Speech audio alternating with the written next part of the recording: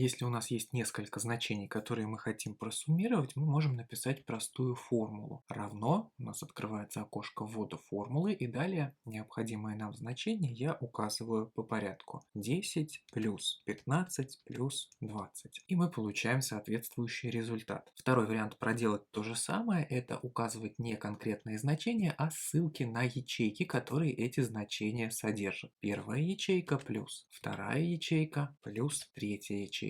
И мы получаем соответствующий результат. Функция сумма позволяет нам просуммировать значения, которые мы в нее заложим, по аналогии с тем, как мы только что проделали. Пишу равно сумма открываю скобку, и внутри функции сумма я могу указать как непосредственно числа 20, точка с запятой, 25, точка с запятой, 30. Закрываю скобку, нажимаю на ввод и получаю результат. Так и вариант с указанием ссылок на ячейки тоже нам будет доступен. Перечисляем их внутри функции сумма через точку с запятой. Но у функции сумма есть особенность по сравнению с обычным вариантом суммирования, который мы использовали в первых двух формулах. Мы можем поместить внутрь функции сумма не только какие-то отдельные значения или ссылки на ячейки, но и сразу целый диапазон данных. Для этого кликаем первую ячейку, зажимаем мышь и не отпускаем до тех пор, пока не выделим все те данные, которые планируем поместить внутрь функции summa. Закрываю скобку, нажимаю на ввод, и мы получаем результат суммирования сразу всего диапазона. При этом, что важно, если в дальнейшем у нас появится в нашей таблице еще один столбец, который будет заполнен какими-то данными, то результат формул, в которых мы перечисляем отдельные ячейки, никак не поменяется, мы будем видеть то же самое значение, а вот результат формулы, в которую мы заложили сразу весь диапазон, пересчитался, потому что мы указали первую и последнюю ячейку, а все, что между ними, попадает внутрь функции summa автоматически. Также внутрь функции summa мы можем закладывать и более чем один диапазон. Для этого мы сначала выделяем